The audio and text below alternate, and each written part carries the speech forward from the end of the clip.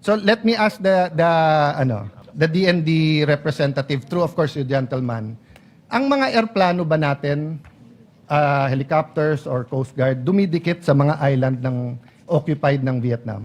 Hindi daw tayo dumidikit. Yes. Mr. President. And that is why walang water cannon. That is why hindi natin napapanood sa balita yung "You are in Vietnamese territory, move out." Because iniiwasan natin yung sa Malaysia at Vietnam. That's not the only reason, Mr. President. Kasi nga, hindi iniwasan ng China ang Sierra Madre. Sila mali doon, tama tayo doon. I don't contest that. This is my point, Mr. President. We're not being totally truthful to the Filipino people of what's happening sa West Philippine Sea, South China Sea. And as we strengthen to face China, Malaysia and Vietnam are also strengthening. I don't know if the resource person from DND has the information how many submarines that Vietnam have. Malaysia are may missile silos, may military ships, may radars. I showed it already in this session hall. So hindi totoo na hindi militarized ang Vietnam at saka ang Malaysian features. I'm trying to look for the pictures. Is it there? Yeah, that one. Can you show that, please?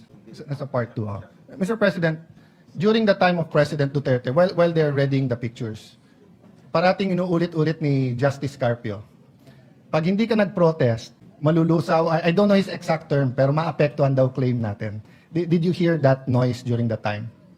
I may have picked it up, Mr. President. Yes. I don't know. I'm not sure exactly when he Yes, said that. he- But he- there were a number of Yeah, times. he together with many advocates kept on saying, whether I was foreign minister doon o hindi, na pagka hindi ka nag-protest, parang sa atin sa domestic law, di ba, na parang pag 30 years, yung lupa, walang titulo, uninterrupted, walang nagclaim, nagkakaroon ng latches o na-estopel ka.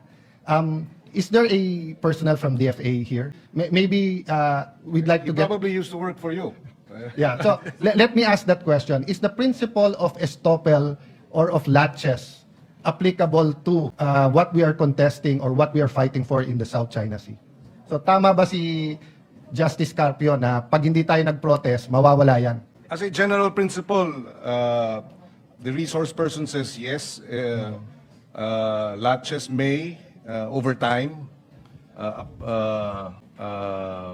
affect our claims, Mr. President. Maybe we have to correct that, Mr. President. Napakadelikado ng statement na yon. Alam niyo bakit? Kasi nung panahon ni President Aquino and even during the Duterte time, we did not protest Vietnam and Malaysia. So kung tama yung sinasabi ni Justice Carpio, wala na tayong claim sa 38 features ng China na kliniklaim nila, ang nasa loob ng EEZ natin 4, sa 24 na kliniklaim ng Vietnam, nasa EEZ natin 11, tapos yung Malaysia may 5, Taiwan, yung Ito Island, nasa loob, hindi natin pre-notice yun, Mr. President. So, let's dispel that malicious political statement because it is not a legal proposition. Wala sa UNCLOS ang latches at saka estoppel.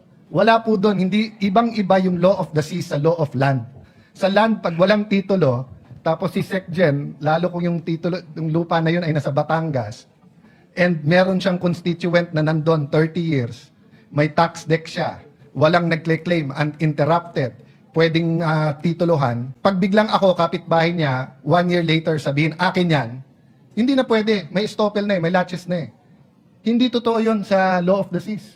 Kahit 1,000 taon, kahit bumangon yung mga mummies at dun sa mga pyramid sa Egypt, atin pa rin yun. No, Mr. President? I mean, we don't have to debate it today, courtesy if the DFA wants to answer that. But if that is their answer, and that wasn't their answer to me when I was secretary, because I asked everyone in DFA, I asked them, kung tama si Justice Carpio at hindi nag-protest during the time of President Aquino, we will file the protest now. Sabi, sir, hindi kailangan.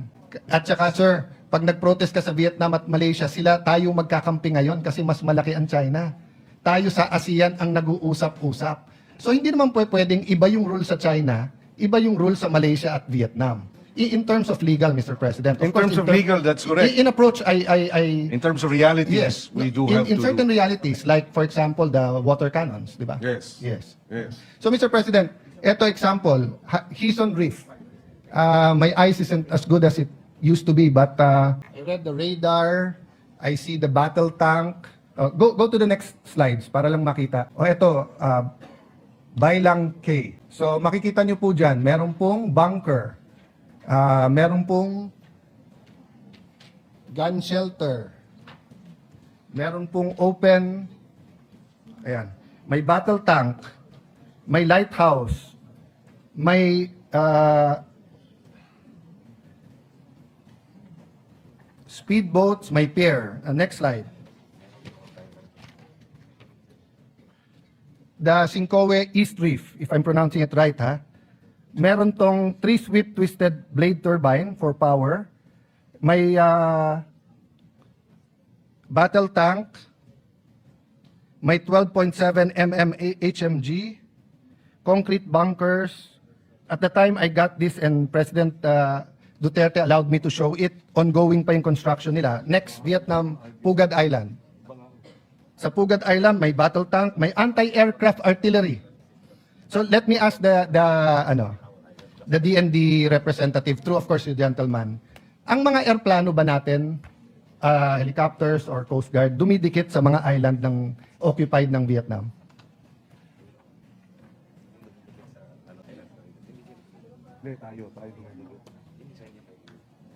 Hindi daw tayo dumidikit. Yes. And that is why walang water cannon. That is why hindi natin napapanood sa balita yung you are in Vietnamese territory, move out. Because iniiwasan natin yung sa Malaysia at Vietnam. That's not the only reason, Mr. President. Kasi nga, hindi iniwasan ng China ang Sierra Madre. Sila mali doon, tama tayo doon. I don't contest that. This is my point, Mr. President. We're not being totally truthful to the Filipino people of what's happening sa West Philippine Sea, South China Sea. And as we strengthen to face China, Malaysia and Vietnam are also strengthening. I don't know if the resource person from DND has the information how many submarines does Vietnam have.